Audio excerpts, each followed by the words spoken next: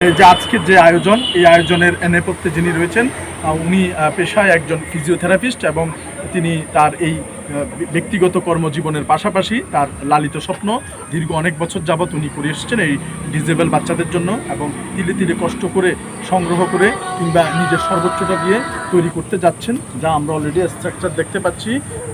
আমাদের মহসিনা মায়া আপুর disability development organisation, এই ডিসেবিলিটি ডেভেলপমেন্ট অর্গানাইজেশনের প্রতিষ্ঠাতা পরিচালক, এবং তিনি তার যে স্বপ্ন, এই স্বপ্ন নিয়ে যদি আমাদের সাথে একটু শেয়ার করেন, আমরা সবাই একটু জানতে চাচ্ছি।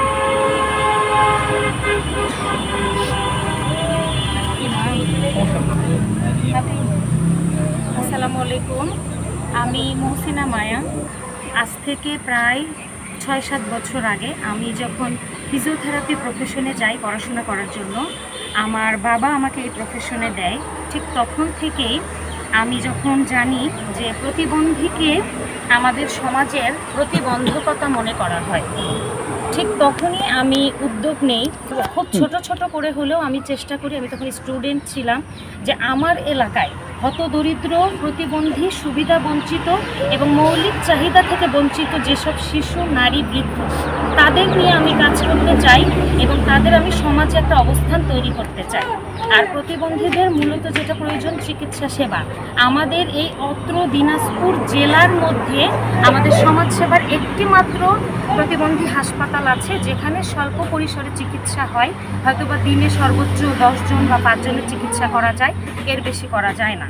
তো আমি যখন দেখলাম, আমি ফিজিওথেরাপি একজন চিকিৎসক হিসেবে আমার মনে হলো যে আমি যদি এই বাচ্চাদের অন্তত চিকিৎসা সেবার একটা কার্যক্রম বা স্থান তৈরি করতে পারি, তাহলে আমার সমাজের মানুষজন, তারা সুবিধা বঞ্চিতটা এই চিকিৎসাটা তারা পাবে।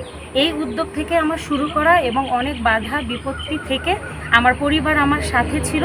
এবং সব থেকে বড় কথা হচ্ছে যে আমার বাবা, সে তার নিজের পৈতৃক সম্পত্তি এবং বিশ্ব রোডের পাশে, ঢাকা দিনাজপুর হাইওয়ে, তার পাশে সে 5% জমি আমাদের সংগঠনের নামে দিয়েছে।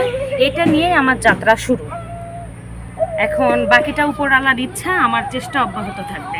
জি, ধন্যবাদ মহসিনা মায়া আপু। আমি দেখতে পাচ্ছি যে সমস্ত ডিসেবল বাচ্চারা রয়েছে, তাদের জন্য ইনশাল্লাহ আমরা খুব দ্রুত প্রত্যেকের জন্য হুইল চেয়ারের ব্যবস্থা করতে যাচ্ছি, এবং ইনশাল্লাহ সবাই আমাদেরকে দোয়া করবেন আমরা যাতে আপুর যে একটা স্বপ্ন বা ড্রিম, সেটা যাতে উনি ফুলফিল করতে পারে। উদ্দেশ্য যদি সৎ থাকে, সৃষ্টিকর্তা অবশ্যই সেটা পূরণ করে, এবং সেটাই আমরা দেখে আসছি, ইনশাল্লাহ সেটাই হবে।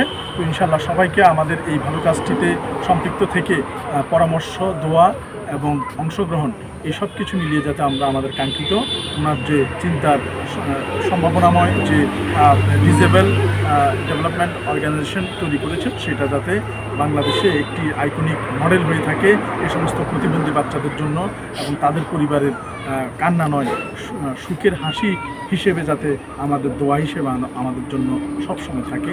আল্লাহ চাইতো এই ভালো কাজটি যাতে অনেক দূরে গিয়ে যায়, এই প্রত্যাশা রেখে দিনাজপুরের ঘাট থেকে আসসালামু আলাইকুম।